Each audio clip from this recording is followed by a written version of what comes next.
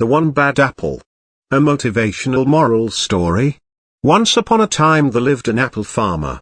He was very good at growing apples, and it gave him great satisfaction to see all his hard work over the year come to fruition with a glorious harvest. On one particular morning, as the farmer is taking his dog for a walk, he notices something out of place. There's one bad apple sitting high up on his most prized bountiful tree. If that one bad apple were to spread to the rest of the apples and then the rest of the field, my whole crop will be spoilt, he says to himself. I must do something, but what? He goes to the tractor shed to fetch a long pole. That way I can poke it out the tree and stop the problem, he says to himself. Try as he might, the long pole just isn't quite long enough, and in an attempt to get that one bad apple, a few good ones are knocked to the floor.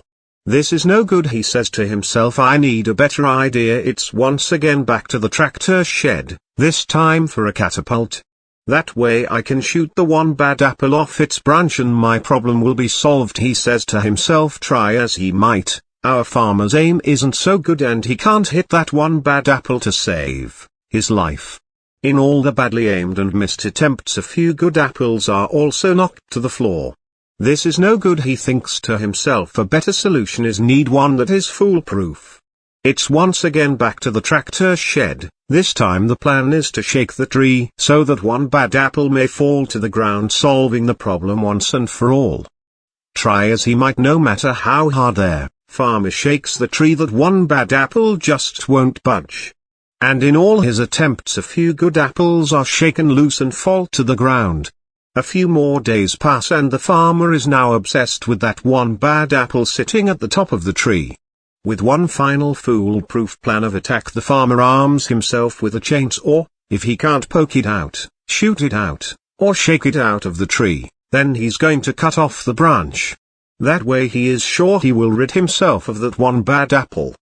The farmer arrives at his prized apple tree and notices something for the first time.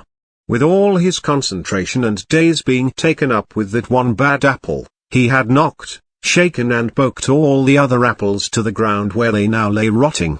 In an attempt to stop that one bad apple spreading to the rest, he had forgotten to notice all the other wonderful apples that had ripened on his prized apple tree. Moral of the story: sometimes we spend too much time and effort looking at the one bad apple in our lives. What we forget to do is remember all the other wonderful apples we already have sitting in our apple tree. Take time today to focus not on the one bad apple but the many ripe and wonderful apples you already have in your life. Thanks for watching. Stay blessed.